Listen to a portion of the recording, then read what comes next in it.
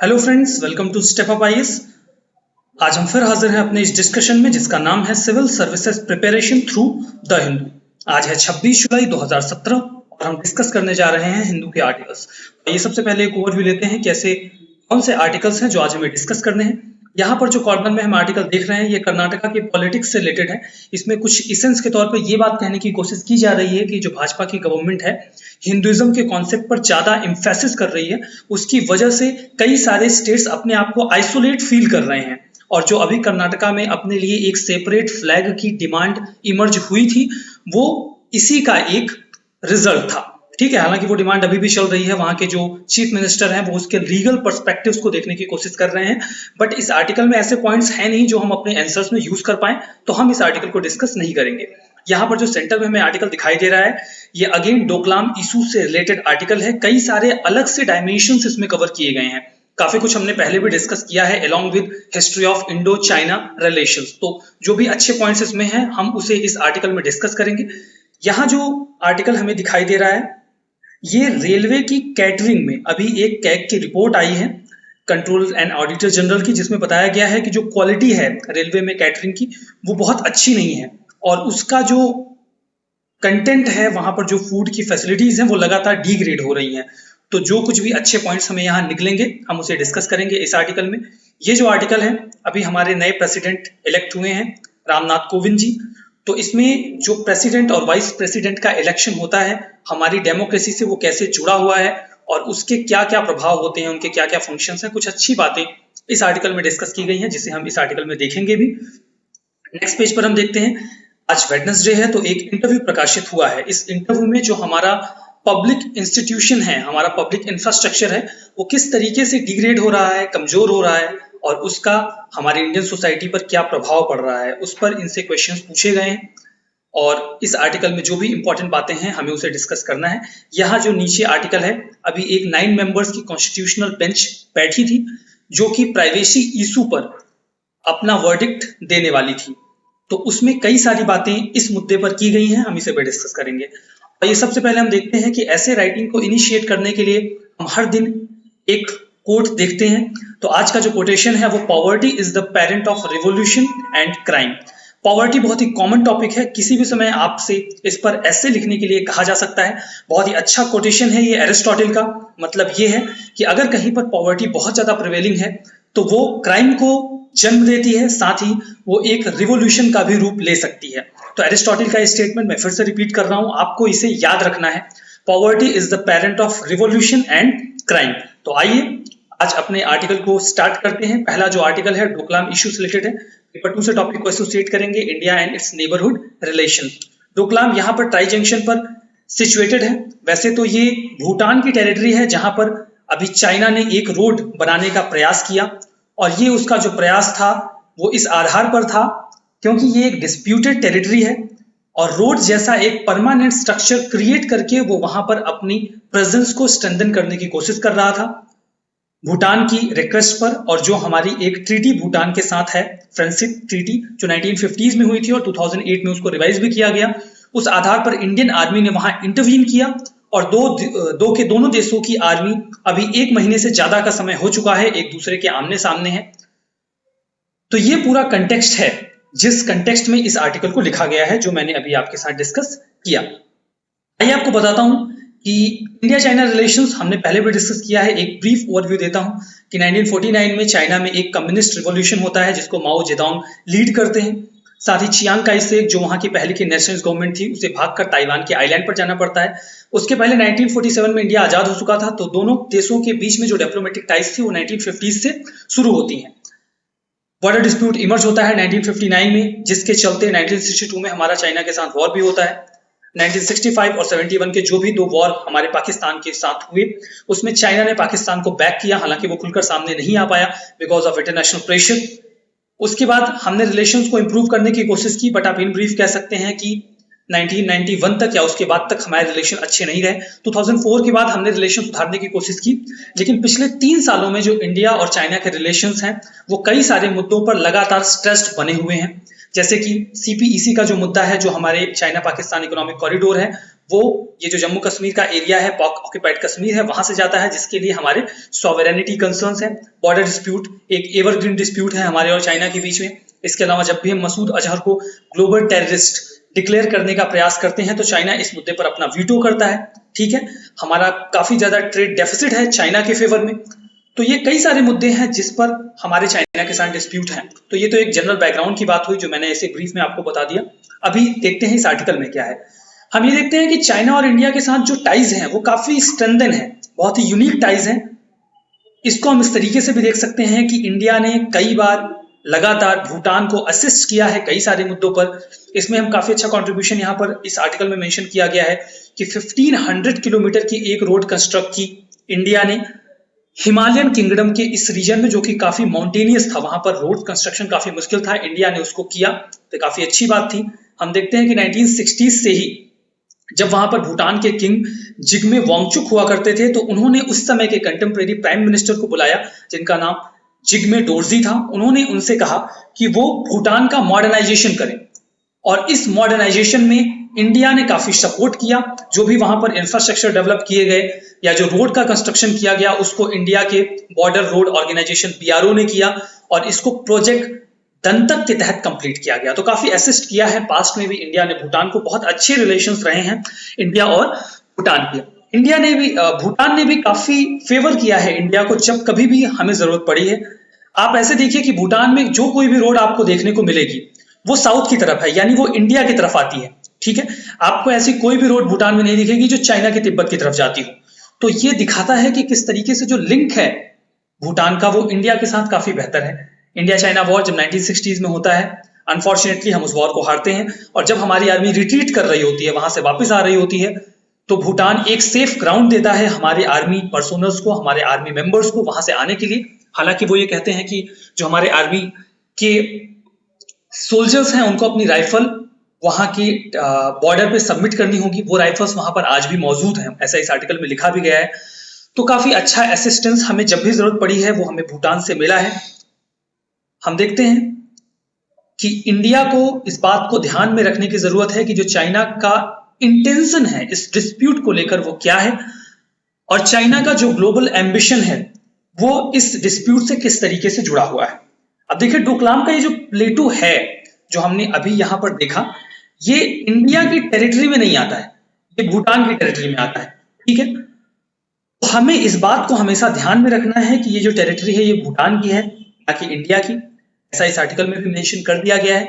अब देखते हैं पैकेज डील के बारे में। इस आर्टिकल में बात की गई है, चाइना ऐसा नहीं है कि भूटान के साथ अपने जो बॉर्डर डिस्प्यूट है उनको सुधारना नहीं चाहता है, लेकिन वो वहां पर एज लेना चाहता है ताकि वो इंडिया को काउंटर कर सके। अब 3 जगह हैं जहां पर इंडिया, चाइना और भूटान के बॉर्डर डिस्प्यूट हैं। एक तो ये डोकलाम प्लेटू का मुद्दा है जहां पर अभी डिस्प्यूट चल रहा है, दूसरा ये जकार्लुंग का एरिया है और तीसरा पासामलुंग का।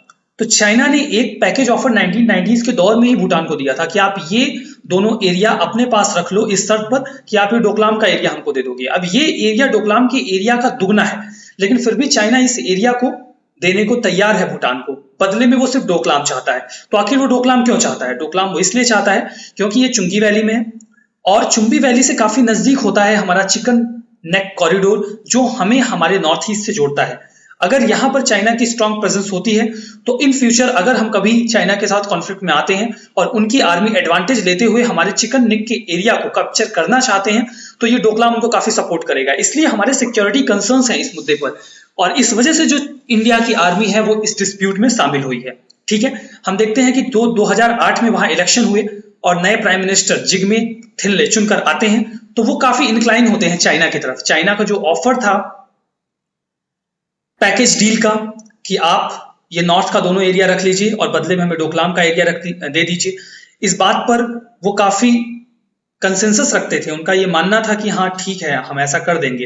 अब देखिए, इसके पहले जब भी चाइना ने ये ऑफर दिया था भूटान को तो हमने भूटान को कन्विंस किया था कि भाई आप ऐसा मत करिए, इससे हमारे सॉवरेनिटी और हमारे सिक्योरिटी कंसर्न जुड़े हुए हैं। बाकी अगर कभी डिस्प्यूट में आप आते हैं चाइना के साथ इस मुद्दे पर तो हम आपको सपोर्ट करेंगे। और इसके लिए हमने 2007 में अपनी जो फ्रेंडशिप ट्रीटी थी उसको रीनिगोशिएट भी किया और इस आधार पर हमारी जो आर्मी है वहां पर भूटान की सॉवरेनिटी को सिक्योर करने के लिए डटी हुई है। ठीक है, अब थिल्ले का जो ये एक्ट था इससे इंडिया को बड़ी दिक्कत हुई एक कंट्रोवर्शियल मीटिंग भी उनकी हुई चाइनीज प्रीमियर वेन जिबाओ के साथ। नाम आपको याद नहीं रहेंगे और याद रखने की जरूरत भी नहीं है। रियो डी जेनेरियो में जब 2012 में एक समिट होती है तो वहां पर ये उनसे मिलते हैं, चाइनीज प्रीमियर से मिलते हैं, वेन जिबाओ से मिलते हैं। तो ये इंडिया इस पर काफी सख्त रवैया अपनाता है। इसके साथ ही देखते हैं कि जब वहां पर इलेक्शन होने वाले होते हैं 2013 के दौरान, तो उस समय जो मनमोहन सिंह जी की गवर्नमेंट थी, उन्होंने जो सब्सिडी दी जाती थी एनर्जी पर उसको खींच लिया, जिससे उनकी काफी किरकिरी हुई और वो गवर्नमेंट से बाहर हो गए। तो हमने ऐसे स्टेप्स लिए ताकि भूटान बैकफुट पर आए और वो चाइना की तरफ अलाई ना हो। उसके बाद देखिए जो ये टेंसिंग टॉपगे गवर्नमेंट में आते हैं, तो उन्होंने भी कोशिश की कि वो चाइना के साथ अपने जो बायलैटरल टास्क हैं या बाउंड्री की जो टास्क हैं उनको करने की कोशिश करें। तो न्यू दिल्ली ने इस पर तुरंत ही एक्शन लिया। जो हमारे national security adviser Shivshankar Menon थे उनको भेजा गया, फॉरेन सेक्रेटरी सुजाता सिंह थी उनको भी भेजा गया थिम्पू, और उन्होंने बातचीत करके इस मसले को सुलझाया कि बहुत ज्यादा अलाई ना हो भूटान चाइना के साथ। तो हमने काफी अच्छा रिलेशन मेंटेन किया है। अब देखने वाली बात यह है कि हमें इस बात को ध्यान में रखना है कि भूटान इस मुद्दे का कोर है और हम कहीं इस तरीके से इस डिस्प्यूट में ना उलझ जाएं कि भूटान में भी इंडिया के खिलाफ एंटी इंडिया सेंटीमेंट इमर्ज हो जाए, जैसा कि पास्ट में नेपाल, बांग्लादेश और श्रीलंका के केस में हमारे साथ हुआ है। तो हमें इस बात को बहुत ही अच्छे से ध्यान रखना है। वे फॉरवर्ड में हम क्या कह सकते हैं? वे फॉरवर्ड यही है कि हमारे जो और अदर नेबर्स हैं वो बहुत ही अच्छी तरीके से निगाह बनाए हुए हैं इस डिस्प्यूट पर, जैसे कि नेपाल, म्यांमार, पाकिस्तान। आप देखिए तो ऐसा नहीं है कि हमारा जो ट्राई जंक्शन है वो केवल भूटान के साथ ही है। नेपाल, म्यांमार और पाकिस्तान में भी ऐसे कई सारे एरिया हैं जहां पर इंडिया और चाइना ट्राई जंक्शन शेयर करते हैं। तो फर्दर जैसा अभी एक स्टेटमेंट दिया भी गया कि इंडिया, चाइना की जो प्रीमियर थी या जो चाइना की अथॉरिटीज थी, उन्होंने एलिगेशंस लगाए इंडिया के ऊपर कि इंडिया अनऑथराइज तरीके से इस इश्यू में इंडल्ज हो रहा है और इंडिया एक थर्ड कंट्री है। अगर ऐसी ही कोई थर्ड कंट्री इंटरवीन करती है कश्मीर के मुद्दे पर तो इंडिया बर्दाश्त नहीं करेगा। तो अब देखिए ऐसा अगर कोई स्टेटमेंट दिया जा रहा है तो इंडिया को केयरफुल रहने की जरूरत है कि कल को चाइना कश्मीर के मुद्दे पर इंटरवीन करने की कोशिश कर सकता है। तो हमें इस बात को भी ध्यान में रखना चाहिए। दूसरी बात हम देखते हैं कि चाइना के अगेंस्ट में जो हमने एक मोर्चा खोला, उनके one belt one road initiative को, अभी जो एक ग्लोबल समिट हुई, इंडिया ने उसमें पार्टिसिपेट नहीं किया।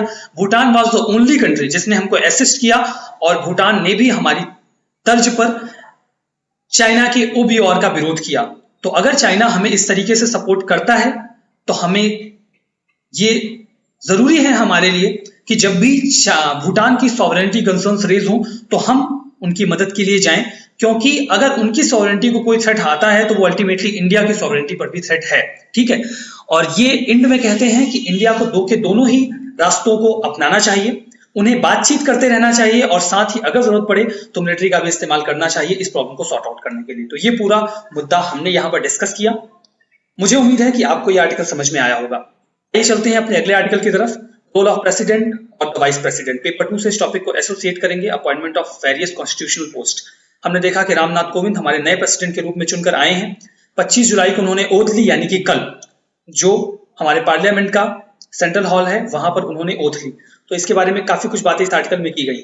आइए मैं आपको बताता हूं कि जो मोमेंट होता है प्रेसिडेंट के इलेक्शन का, ये काफी अच्छा मोमेंट होता है क्योंकि यहाँ पर बहुत बड़ा एग्रीमेंट और कंसेंसस बहुत सारी पॉलिटिकल पार्टीज में हमें देखने को मिलता है। देखिए कंटेस्टेंट तो केवल 2 ही पार्टी से खड़े किए गए थे, एक एनडीए गवर्नमेंट की तरफ से और दूसरा यूपीए गवर्नमेंट की तरफ से। एनडीए गवर्नमेंट की तरफ से रामनाथ कोविंद जी थे, जिसमें लगभग ये पक्का ही था कि ये जीत जाएंगे क्योंकि काफी मेजोरिटी में थी भाजपा। अब हम एक चीज देखते हैं कि जब ये इलेक्शन कंडक्ट हुआ तो ऐसा नहीं है कि केवल ऐसे ही लोगों ने रामनाथ कोविंद जी को वोट किया जो भाजपा से एसोसिएटेड थे। कई अदर पार्टीज ने भी रामनाथ कोविंद जी को वोट किया। वहीं मीरा कुमारी ने भी कंपीट करने की कोशिश की। ठीक है, लास्ट संडे को हम देखते हैं कि जब फेयरवेल होता है प्राइम मिनिस्टर प्रणब मुखर्जी जी का, तो सभी लोगों ने इस फेयरवेल में पार्टिसिपेट किया। प्रणब मुखर्जी जी एक ऐसी पर्सनालिटी हैं जो कि 1969 से ही हमारी इंडियन डेमोक्रेसी में एक्टिव है। आप ये देखिए कि जो लोग भी रामनाथ कोविंद जी के इलेक्शन में पार्टिसिपेट कर रहे थे या इनके ओथ में पार्टिसिपेट कर रहे थे या प्रेसिडेंट मुखर्जी जी की फेयरवेल में पार्टिसिपेट कर रहे थे, ये सारे के सारे ही लोग ऐसे नहीं थे जिन्होंने उनको वोट किया हो, लेकिन सभी ने पार्टिसिपेट किया। इसका कारण क्या है? कारण आप ये देखिए ये जो पोस्ट होती है प्रेसिडेंट की, ये काफी प्रेस्टिजियस पोस्ट होती है और सभी लोग इसकी रेस्पेक्ट करते हैं इस बात की केयर किए बिना कि वो किस पार्टी से एसोसिएटेड थे अपने पास्ट में। आप देखिए कि जब भी प्रेसिडेंट का इलेक्शन होता है तो लगभग रिजल्ट क्लियर होता है। जैसे इस बार भी जब इलेक्शन हो रहा था तो ये बिल्कुल क्लियर था कि रामनाथ कोविंद जी जीतेंगे, क्योंकि उनके पास प्रॉपर मेजोरिटी थी।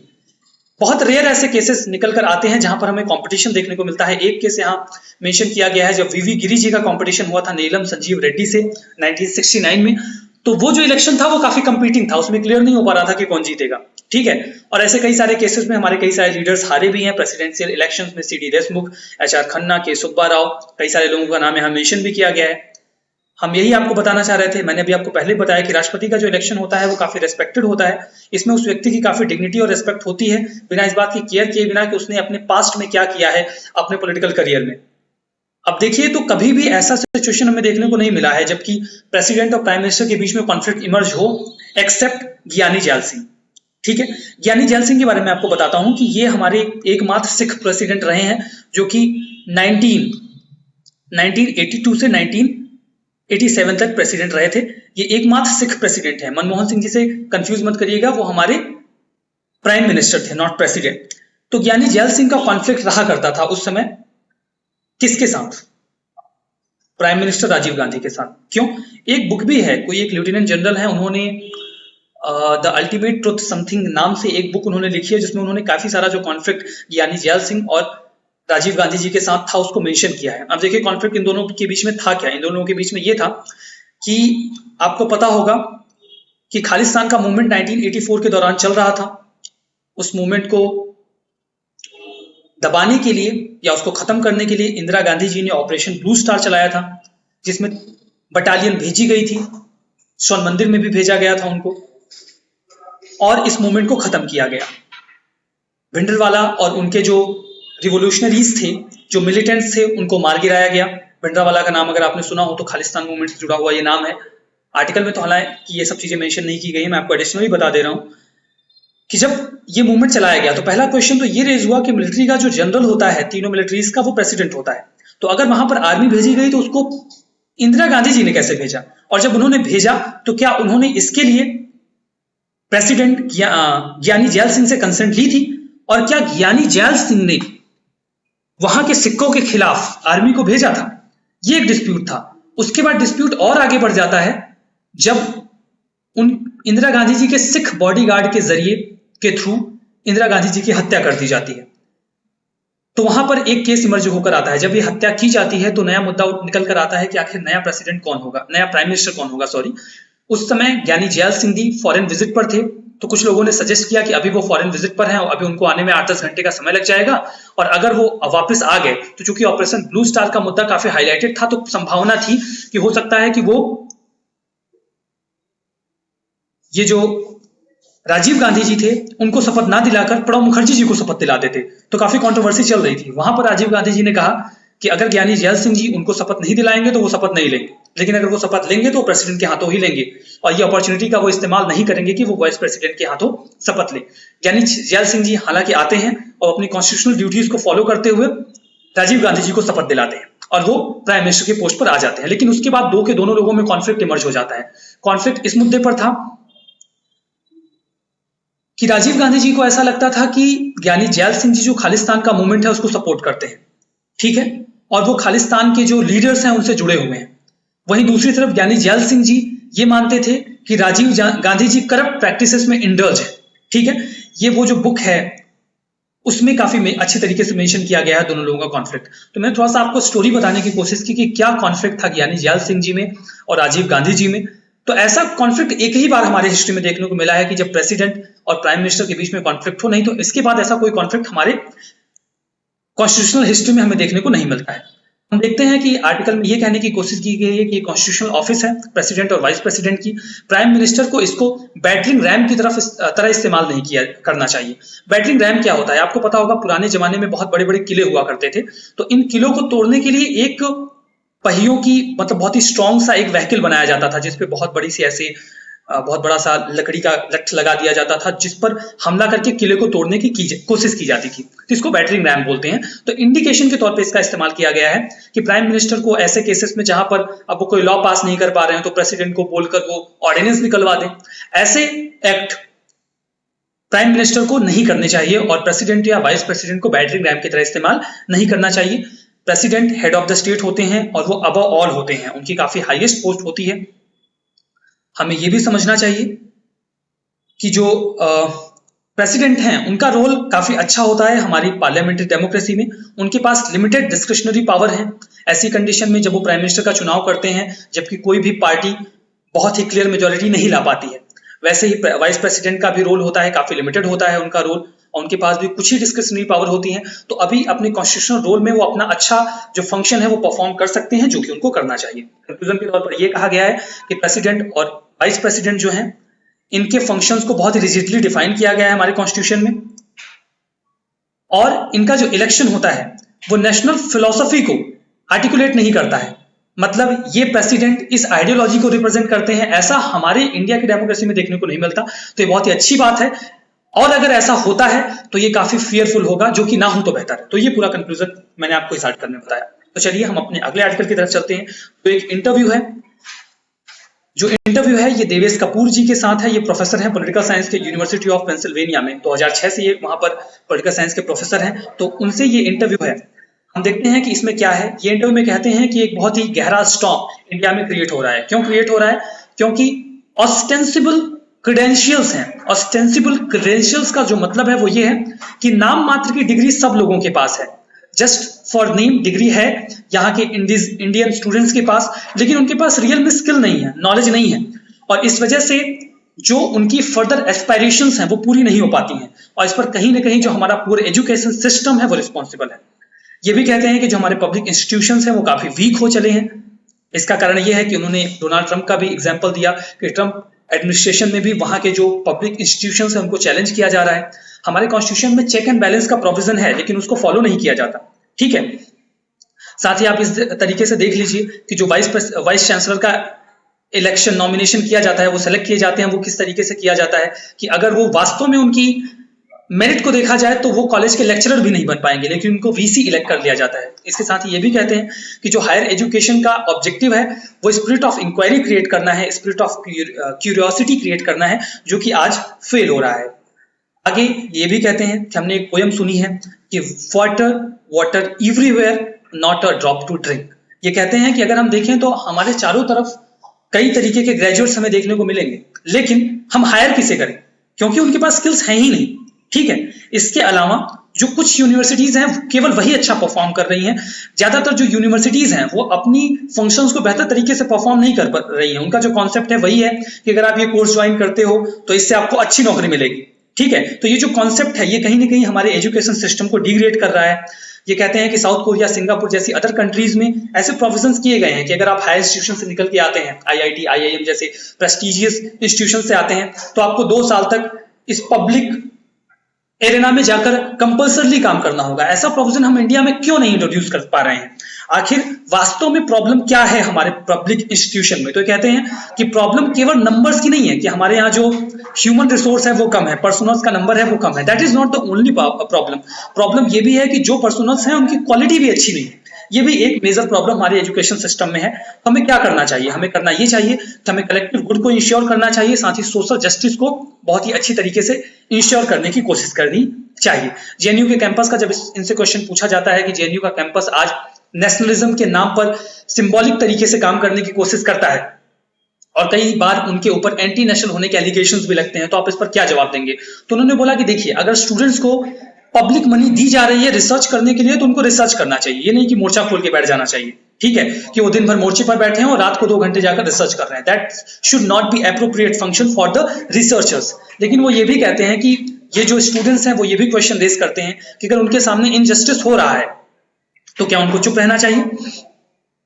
कंक्लूजन के तौर पर हम ये देखते हैं कि गांधी जी का जो एक कोट है, गांधी जी का स्टेटमेंट है, an eye for an eye only ends up making the whole world blind.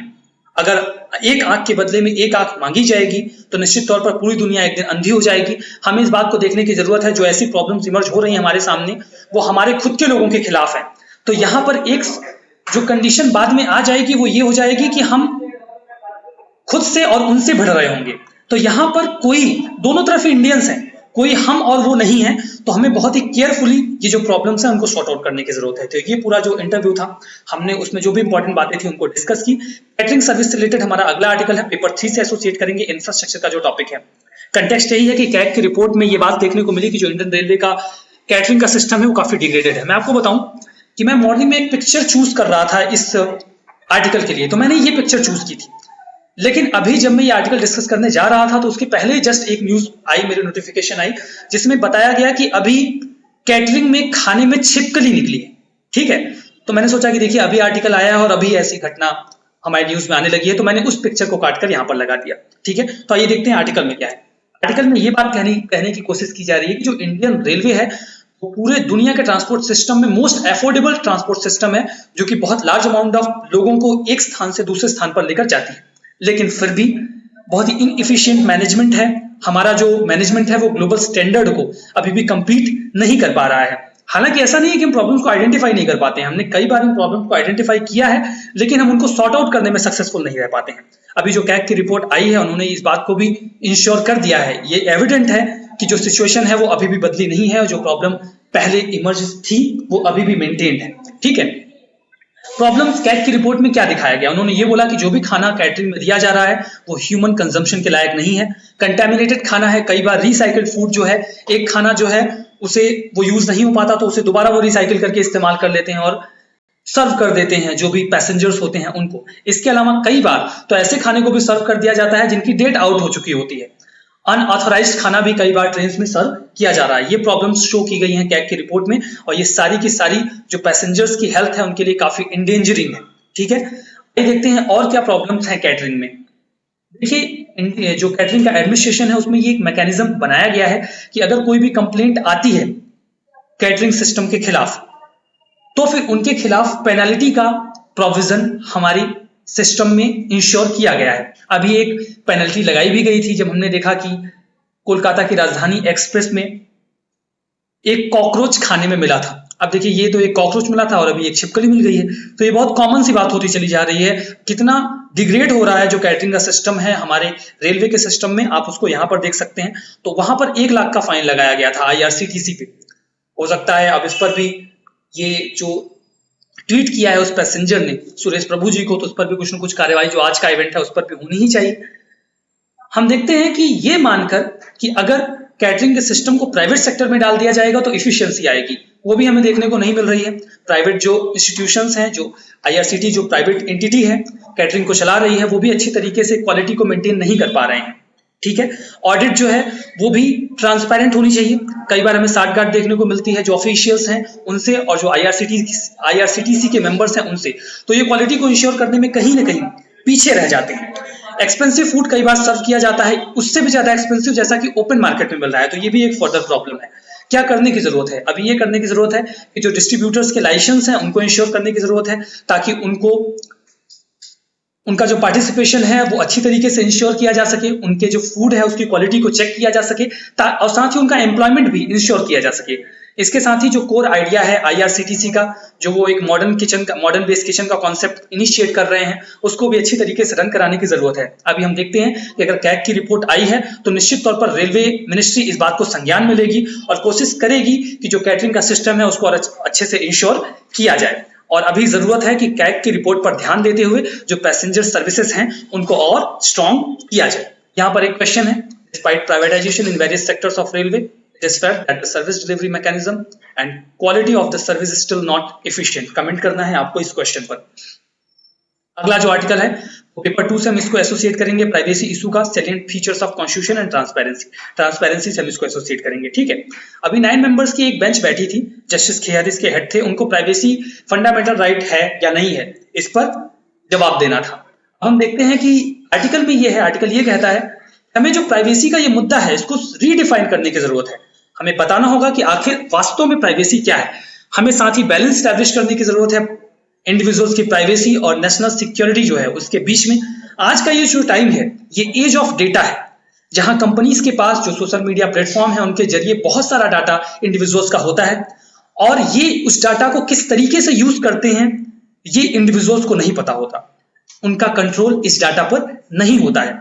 तो हम ये भी देखते हैं कि जो कंपनीज का इंफ्रा है वो बहुत अच्छा नहीं है, वो काफी वल्नरेबल है साइबर अटैक्स को लेकर।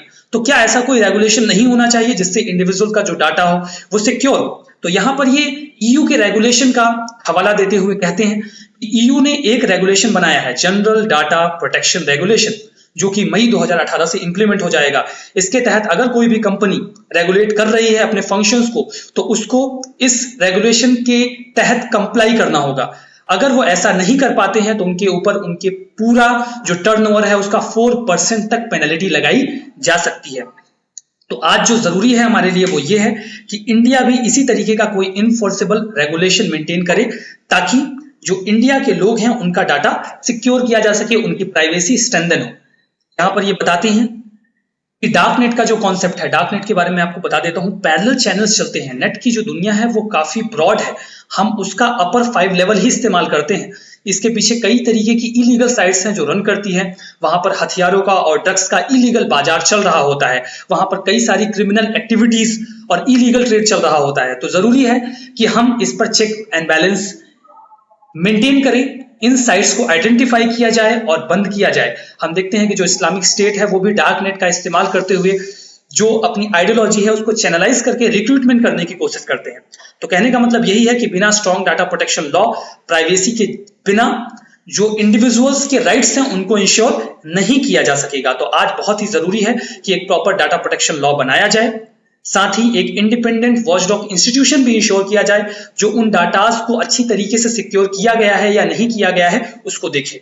तो ये पूरा आर्टिकल था जिसको हमने यहाँ पर डिस्कस किया। क्वेश्चन है, what are the privacy issues associated with the Aadhaar, suggest measures to cure this problem. आपको इसका जवाब देना है। ये कुछ ऑब्जेक्टिव क्वेश्चन देखते हैं। पहला क्वेश्चन आईपीसीसी से रिलेटेड है, inter governmental panel on climate change. पहला स्टेटमेंट है कि ये scientific and inter governmental body है जो कि यूनाइटेड नेशंस के अंडर में काम करती है। दूसरा टॉपिक है कि इसको जब स्टैब्लिश किया गया था तो WMO और UNDP के कोलैबोरेशन से स्टैब्लिश किया गया था। तीसरा स्टेटमेंट है कि ये अपना खुद का ओरिजिनल रिसर्च कंडक्ट नहीं करती है। तो मैं आपको बताता हूं कि दूसरा स्टेटमेंट गलत है, क्योंकि यहां पर UNDP नहीं बल्कि UNEP है, और ये स्टेटमेंट सही है क्योंकि ये जो वेरियस अदर रिसर्च बॉडीज होती हैं उनके रिसर्च को पब्लिश करती हैं अपने साइट पर, जिस पर बाकी के जो इंस्टीट्यूशंस होते हैं वो उस पर काम करते हैं। तो जो हमारा सही जवाब है वो है D 1 and 3। अगली स्लाइड में इसका आंसर भी है। नेक्स्ट क्वेश्चन है कि कौन से ऐसे लोग हैं जो पार्लियामेंट प्रेसिडेंट के इलेक्शन में डायरेक्टली पार्टिसिपेट नहीं करते? Elected members of Lok Sabha and Rajya Sabha, सही गलत। Elected members of legislative assemblies of state, करते हैं या नहीं करते हैं। Elected members of legislative assemblies of union territories of Delhi and Puducherry, सही है या गलत है। चौथा, both elected and nominated members of state legislative council. अगर आप जानते हो तो ये चौथा गलत है, क्योंकि लेजिस्लेटिव काउंसिल्स के मेंबर नहीं होते हैं, केवल लेजिस्लेटिव असेंबलीज के मेंबर्स होते हैं। बाकी तीन के तीनों स्टेटमेंट सही है। जवाब नेक्स्ट स्लाइड पर है। अगला क्वेश्चन है, what is true about money bill? Must be introduce, that must be introduce, यहां पर आप दैट कर लीजिए, that must be introduced on prior recommendation of the president, सही है गलत है। they can originate in both houses of parliament, both A and B, neither one nor A, neither A nor B, ठीक है। ये दूसरा गलत है क्योंकि इसको सिर्फ लोकसभा में इंट्रोड्यूस किया जा सकता है, और जो दूसरा स्टेटमेंट है मतलब पहला जो स्टेटमेंट है ये सही जवाब है, यहाँ पर आंसर है, ठीक है। चलिए आज का डिस्कशन हमने यहाँ किया। कल का जो वीडियो है वो काफी लेट हो गया था बिकॉज ऑफ टेक्निकल प्रॉब्लम, वो बनने के बाद भी अपलोड नहीं हो पाया था, काफी लेट में अपलोड हुआ था। तो अगर आपने उसे ना देखा हो तो आप उसे देख लें, काफी अच्छे आर्टिकल्स कल के वीडियो में थे। साथ ही अभी इसका एक न्यूज डिस्कशन अपलोड किया जाएगा, आप उसको भी देखें। आप इस चैनल को जरूर से सब्सक्राइब करें, आपका सब्सक्रिप्शन हमें मोटिवेट करता है और काम करने के लिए। Thanks for watching this.